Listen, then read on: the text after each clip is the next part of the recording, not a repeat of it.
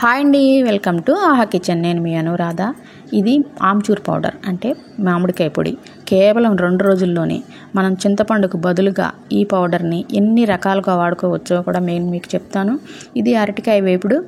ఈ వేపుడు కూడా లాస్ట్లో మనం కారం వేసేటప్పుడు ఈ ఆమ్చూర్ పౌడర్ మన పులుపుకు తగ్గట్టు వేసుకోవచ్చు. తర్వాత రసంలో పప్పుచారులోనూ వేసుకోవచ్చు. తర్వాత ఇది వేడివేడి అన్నంలో కలిపి ఇలా పులిహోరలాగా కూడా చేసుకోవచ్చు.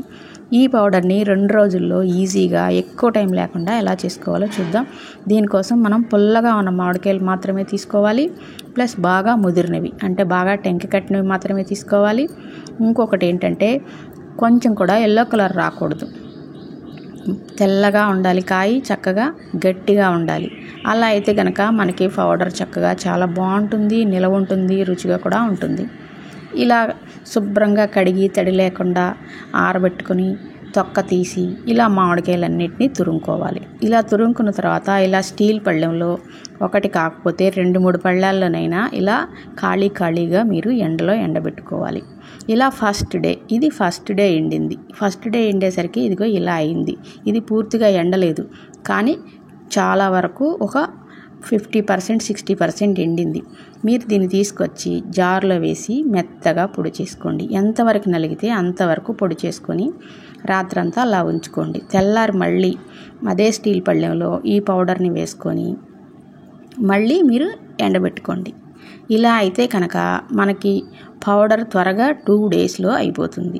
అలా కాకుండా ముక్కలే గలగలా ఎండాలి అని చాలా రోజులు ఉంచుకున్నారంటే మిక్సీలో వేసినప్పుడు అది సరిగ్గా మిక్సీ నలగదు, అంటే అవి గట్టిగా అయిపోయి మిక్సీ ఇబ్బంది పడుతుంది. అలా కాకుండా నేను చెప్పిన పద్ధతిలో చేశారంటే 2వ రోజు ఇదిగో మళ్ళీ ఎండింది, మళ్ళీ 2వ రోజు సాయంత్రం తెచ్చి పౌడర్ చేసేసుకోండి. ఇంకా 2 డేస్లో మంచి ఎండ ఉంటే 2 డేస్లోనే మీకు ఈ పౌడర్ రెడీ అయిపోతుంది.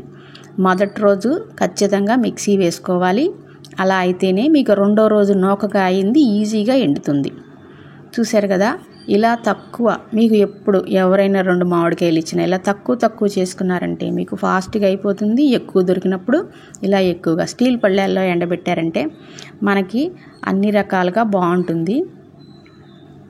చక్కగా ఇలా తర్వాత మీరు మిక్సీ వేసుకున్న తర్వాత ఇలా ఒక్కసారి జల్లించుకోండి. పైన చిన్న ఇంకా నలగంది ఏమైనా ఉంటే నలుగుతుంది.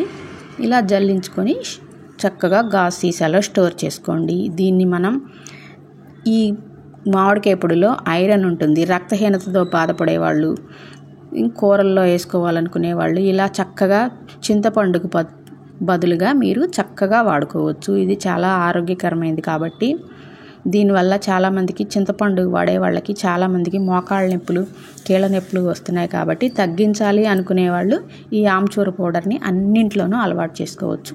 ఇలా పౌడరు మాకు ఎండలేదు అనుకునే వాళ్ళ కోసం ఇంకొక రకంగా కూడా మనం ఈ మామిడికాయలని స్టోర్ చేసుకోవచ్చు. దీనికి కూడా సేమ్ నేను ఇందాక చెప్పినట్టుగా పుల్లటి మామిడికాయలు ఇలా తెల్లగా ఉన్నవి, అంటే లోపల కొంచెం కూడా రంగు రాకూడదు కానీ ముదరాలి.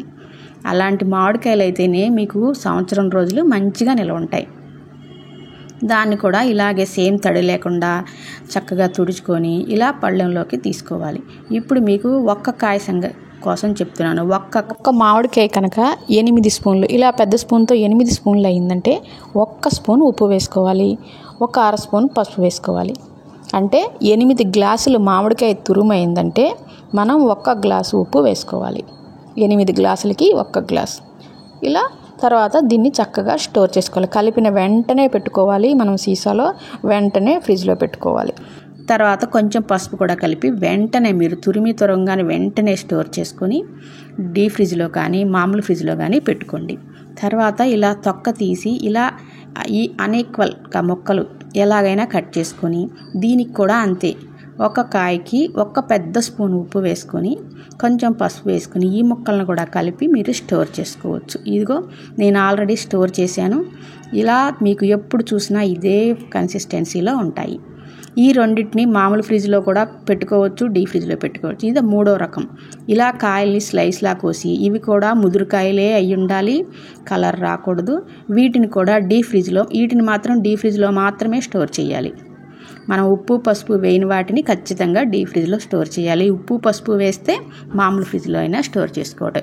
ఇవి కనుక మీకు నచ్చినట్టయితే లైక్ చేయండి, షేర్ చేయండి, నా ఛానల్ని సబ్స్క్రైబ్ చేయండి. Thank you so much.